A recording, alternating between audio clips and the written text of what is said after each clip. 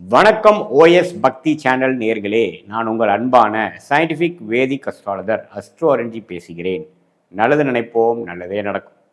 இந்த வீடியோவில் நம்ம என்ன பார்க்க போகிறோம்னா, துலாம் ராசிக்காரர்களுக்கு 2025 நவம்பர் மாதம் எத்தகைய ஒரு மாதமாக இருக்க போகுதுங்கிறது சயின்டிஃபிக் வேதிக் அஸ்ட்ராலஜி முறையில் அறிவியல் சார்ந்த ஜோதிடத்தை எப்படி இந்த ஒளி தத்துவம் மூலமாக உங்களுடைய கர்மா செயல்படுதுங்கிறது பார்க்க போகிறோம். பரிகாரங்கள், மூட நம்பிக்கைக்குள்ளே போகாமல் மிகைப்படுத்தாமல் உள்ளது உள்ளவாறு அறிவியல் சார்ந்த முறையில் பார்க்க போகிறோம். இப்போ பாருங்கள், துலாம் ராசிக்கு பாருங்கள், ஆண்டு கிரகமாகிய குரு 9ஆம் இடத்துல இருந்த குரு 10ஆம் இடத்திற்கு அதிவக்ரமாக கடகத்தில் உச்சம் பெறுகிறார் நவம்பர் முதல் வாரத்திலிருந்தே. அதே சமயத்தில் சனி 6ஆம் இடத்திலே நீடித்திருக்கிறார். 5ஆம் இடத்தில் ராகுவும் 11ஆம் இடத்தில் கேதுவும். குருவின் பார்வை சனிக்கு கிடைக்குது, ராகுலுக்கு விலகிறார்.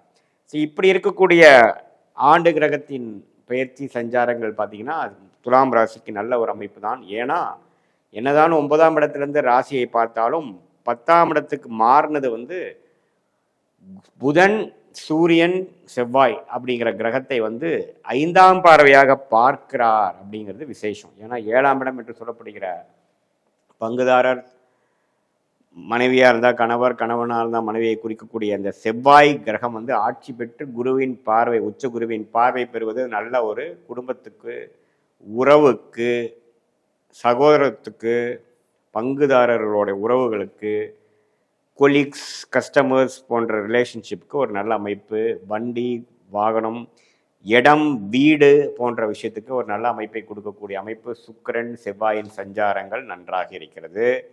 அதே சமயத்தில் ராசி அதிபதியாகிய சுக்கிரனே ராசிக்குள்ளேயே இருக்கிறார்.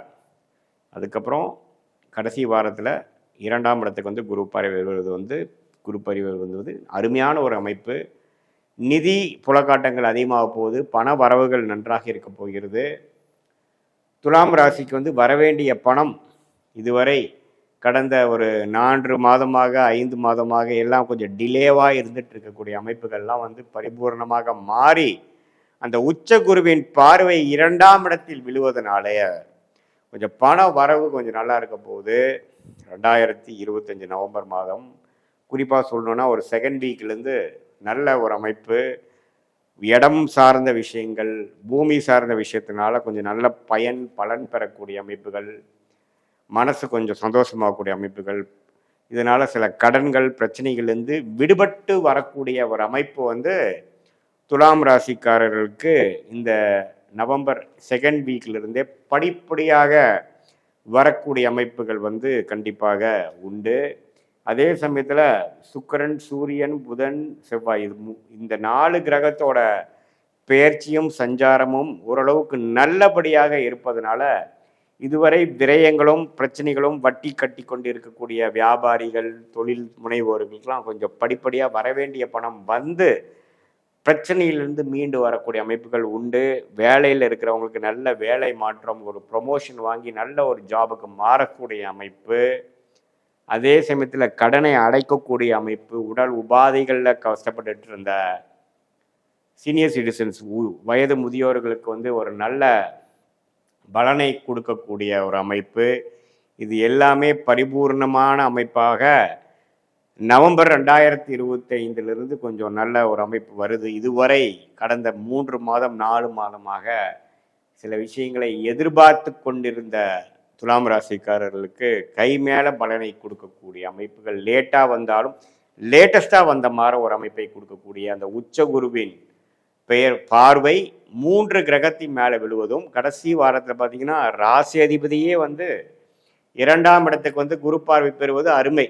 ஸோ நவம்பர் மாதத்தில் சில விஷயங்கள் பாசிட்டிவாக முடிஞ்சுதுறப்பா அப்படிங்கிற ஒரு அமைப்பை, மிகவும் தேவையான ஒரு அமைப்பை, ஏன்னா பல மாதமாக காத்து கொண்டு மிகவும் மன உளைச்சலை கொடுக்கக்கூடிய அமைப்பை கொடுத்த இந்த கிரக அமைப்பு துலாம் ராசிகளுக்கு நல்ல ஒரு அமைப்பை, ஒரு விடிவு காலத்தை கொடுக்கக்கூடிய அமைப்பு நவம்பர் மாதம் வருவதுங்கிறது ஒரு அருமையான விஷயம்.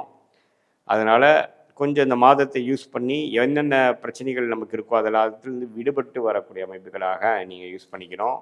இது ஒரு பொதுவான பலனை தவிர உங்களுடைய ஜென்ம ஜாதகத்தில் நீங்கள் என்ன தசாபுக்திகள் போய்கொண்டிருக்கிறது, என்ன அந்தரம், என்ன சூக்ஷம் போயிட்டுருக்கிறது, நீங்கள் எந்த லக்னத்தில் பிறந்தீங்க, உங்கள் பிறந்த தேதி, பிறந்த நேரம், பிறந்த உரை கொடுத்து உங்கள் ஜாதகத்தை போட்டு என்ன விஷயங்கள் நடந்து கொண்டு இருக்கிறங்கிறத பார்த்து அந்த தசநாதனும் புக்திநாதனும் இப்போ கோச்சாரத்தில் எதுமாற அமைப்புகளாக போய் கொண்டிருக்கிறார் அப்படிங்கிறதையும் ஒருங்கிணைத்து பார்க்கும் பொழுது உங்களுக்கு ஒரு அருமையான ராஜயோக தசை நடக்கும் பொழுது நான் சொன்ன பலாபலன்கள் ஒன்று கொஞ்சம் தூக்கலாகவும் இன்னும் கொஞ்சம் அருமையாகவும் நடக்கிற மாதிரியும், சில பலாபலன்கள் குறைவாக, அதாவது ஒரு சுமாரான தசைகள் வரக்கூடாத தசை நடந்து போடும் பொழுது நான் சொன்ன அந்த பொது பலன் வந்து சற்று குறைவாகவும் வரக்கூடிய அமைப்புகள் இருக்குதே ஒழிய, பட் இருந்தாலும் நவம்பர் மாதம் சில விஷயம் பாசிட்டிவ் பண விஷயம், குடுக்கல் வாங்கல்ல இதுவரை இருந்த தொய்வு கொஞ்சம் நீங்கி நமக்கு பாசிட்டிவாக வர்றது, கடன் அடைதல், பிரச்சனையிலேருந்து மீண்டு வர்றதல், உடல் உபாதையிலேருந்து வெளியில் வர்றதுங்கிற மாதிரி ஒரு சில பாசிட்டிவான விஷயங்கள்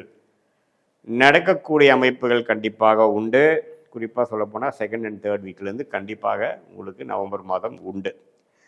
ஸோ இதுதான் வந்து பொது பலன். உங்களுடைய ஜென்ம ஜாதகத்தில் வைத்து பார்க்கும் பொழுது உன்னமே துல்லியமான பலன்கள் எடுத்து அடுத்த வரக்கூடிய காலகட்டங்கள் எப்படி இருக்குது, ஷார்ட் டேர்ம் எப்படி இருக்குது, லாங் டேர்ம் எப்படி இருக்குது, இதை வந்து எந்தெந்த விஷயங்கள் உங்களுக்கு நடக்கக்கூடிய அமைப்பாக இருக்கிறது, உங்கள் கர்மாவின் அடிப்படையில் உங்கள் ஜாதகத்தில் எது மாதிரி அமைப்பு நடக்கக்கூடிய அமைப்புகள் இருக்குது, வேலை மாற்றம் எப்போ, தொழிலா வேலையா, எப்போ வந்து படிப்பு நம்ம எதிர்பார்க்குற படிப்பு வந்து நம்ம குழந்தைங்களுக்கு கிடைக்க போகுது, வெளிநாடு போகக்கூடிய அமைப்பா, வெளி மாநிலமா, அல்லது நம்ம உள்ளூரிலே இருக்க போகிறோமா, இது மாதிரி எல்லா விஷயங்களும், என்ன தொழில் நமக்கு கரெக்டாக வரும், என்ன வேலை நமக்கு கரெக்டாக வரும், நமக்கு வந்து காம்படிட்டிவ் எக்ஸாம்ஸ் எழுதி நம்ம கவர்மெண்ட் இதுக்கு போகலாமா, ப்ரைவேட் போகலாமா, அல்லது ஓன் பிஸ்னஸ் பண்ணலாமா, அல்லது வெளிநாட்டில் போய் நம்ம ஏதோ ட்ரை பண்ணலாமா, அப்படிங்கிற எல்லா விஷயங்களும் உங்களை ஜென்ம ஜாதகத்தில் பார்த்து இந்த சயின்டிஃபிக் வேதிக் அஸ்ட்ராலஜி முறையில் துல்லியமாக பார்க்கும் பொழுது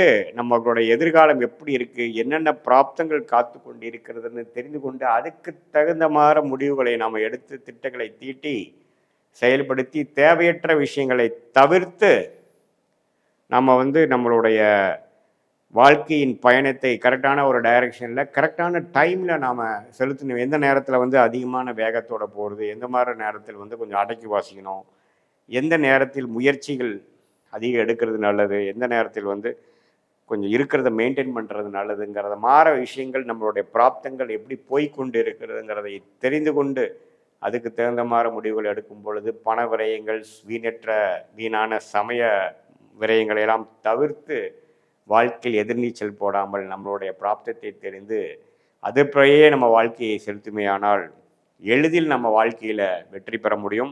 சயின்டிஃபிக் வேதிக் அஸ்ட்ராலஜி முறையில் நம்மளுடைய கர்மா எப்படி நம்மளுடைய வாழ்க்கையில் வந்து சம்பவங்களாக வந்து உருவெடுக்க போகிறது, அதில் வந்து பாசிட்டிவான விஷயங்கள் என்ன, எது வந்து நமக்கு பிராப்தம் இல்லைங்கிறத தெரிஞ்சிட்டோம்னா நம்ம வாழ்க்கையில் பாதி பிரச்சனையிலேருந்து மீண்டு வந்துடலாங்கிறத நீங்கள் தெரிந்து கொள்ள வேண்டும். இது ஒரு பொதுவான பலன்கிறது தெரிந்து உங்களுடைய துல்லியமான ஜாதகத்தை பார்க்கும் பொழுது உன்னுமே வந்து நம்மளுடைய எதிர்காலத்துக்கு வேணுங்கிற குறிகாட்டியாக அமையும் அப்படிங்கிறத நம்ம தெரிஞ்சுக்கணும். மீண்டும் மற்றொரு காணொலியில் சந்திப்போம். நன்றி, வணக்கம். இந்த நிகழ்ச்சியை பற்றிய உங்கள் கருத்துக்களை கீழிருக்கும் தொலைபேசி எண் மற்றும் மின்னஞ்சலில் தெரிவிக்கலாம்.